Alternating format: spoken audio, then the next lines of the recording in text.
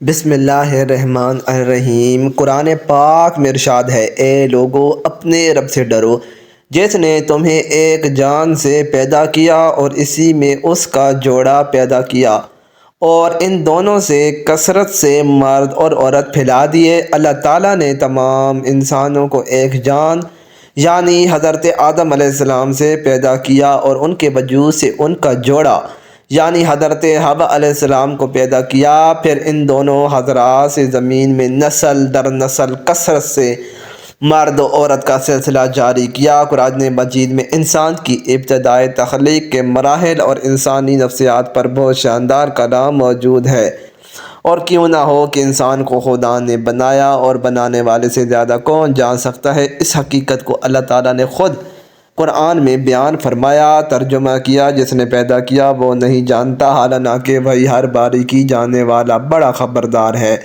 قرآن پاک میں انسان کی خدا کی بارگاہ میں مقام کی خوبیاں، خامیاں، مثبت و منفی پہلو، طاقت و کمزوری، نیز طاقت کے درست استعمال اور کمزوریوں سے نجات کے طریقے بڑے خوبصورت انداز میں بیان کیے گئے ہیں۔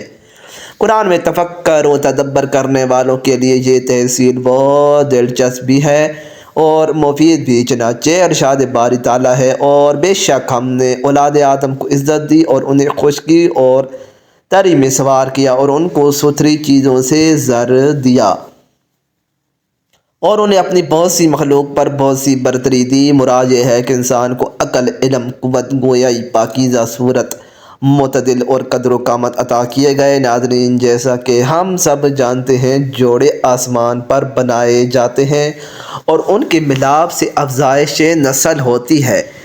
قرآن پاک میں ارشاد ہے کہ اللہ زمین اور آسمانوں کی بادشاہی کا مالک ہے، وہ جو چاہتا ہے پیدا کرتا ہے، جسے چاہتا ہے لڑکیاں دیتا ہے، جس سے چاہتا ہے لڑکے دیتا ہے۔ لیکن آج کل کے دور میں بائیولوجیکل سائنس بہت ترقی کر چکی ہے اور سائنسدان بہت زیادہ تجربے کر رہے ہیں، جس میں وہ لڑکی کے ساتھ جانوروں کا ملاپ کر رہے ہیں اور اس ملاپ سے وہ ایک نئی مخلوق کی تخلیق کر رہے ہیں۔ اسلام اور سائنس کو متصادم قرار دینے والوں نے یہ یقین کر رکھا ہے کہ اسلام حقیقی رخ کی طرف اشارہ کرتا ہے اور انہیں کھل کر بیان یہ لوگ فضول مرض میں گرفتار ہیں، ان کی کوتاہی اور تنگ نظری اسلام کو سمجھنے نہیں دیتی۔ اللہ جسے چاہے بیٹیاں دے، جسے چاہے بیٹے دے۔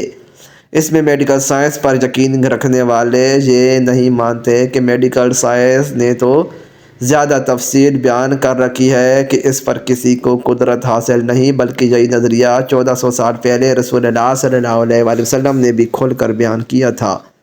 یہ واقعہ سائنسی تحقیق سے بہت پہلے کا ہے کہ جب بچوں کی پیدائش کو جانچنے کے لیے کوئی لیبارٹری موجود نہیں تھی۔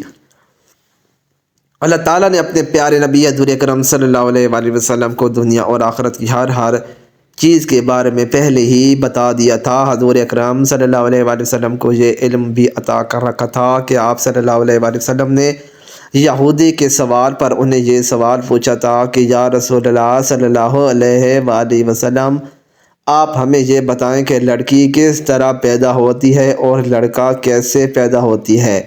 یہ حقیقت نبی پاک صلی اللہ علیہ وآلہ وسلم نے بیان فرمائی کہ لڑکی اور لڑکے کی پیدائش پر عورت کے بیضے اور مرد کے جراثیم میں کیا کردار ادا کرتے ہیں۔ صحیح بخاری کی حدیث کے مطابق یہودیوں نے رسول اللہ صلی اللہ علیہ وآلہ وسلم سے اسلام قبول کرنے کے لیے ایسے سوالات پوچھے تھے کہ جن میں ایک سوال یہ بھی کہا کہ اب ہم پوچھتے ہیں کہ عورت مرد کے پانی کی کیا کیفیت ہے اور کیوں کبھی لڑکا پیدا ہوتا ہے اور کبھی لڑکی پیدا ہوتی ہے۔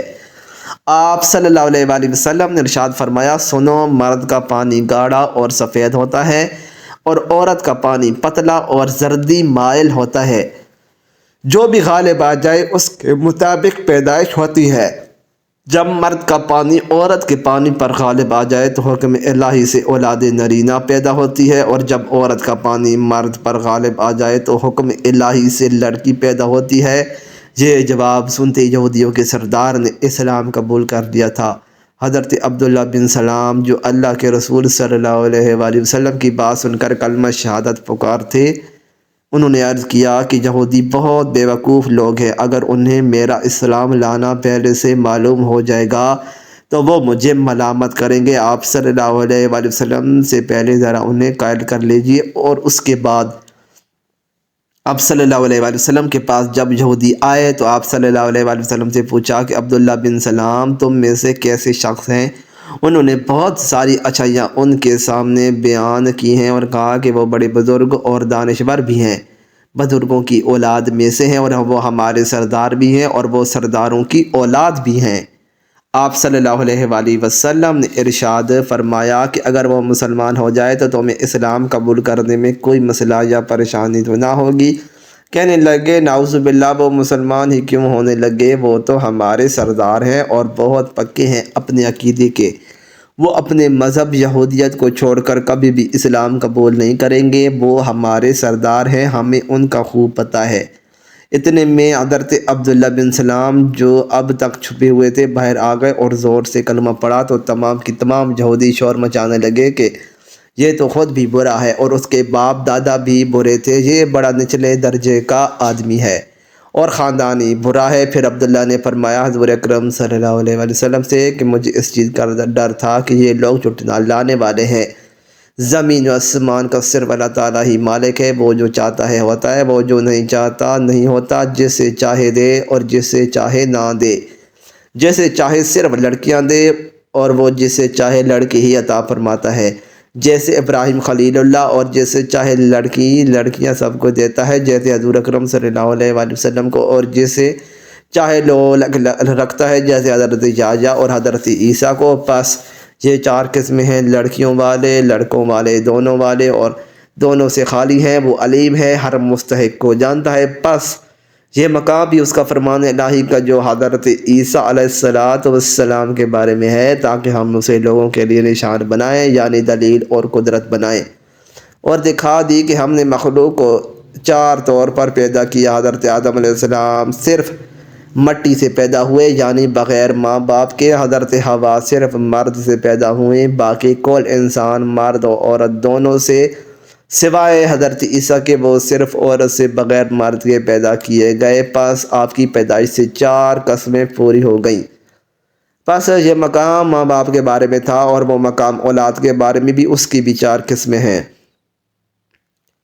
وہ یہ ہے کہ اس اللہ تعالیٰ کی علم و قدرت کی نشانی۔ ناظرین، ہم امید کرتے ہیں کہ آپ کو ہماری آج کی یہ ویڈیو ضرور پسند آئی ہوگی۔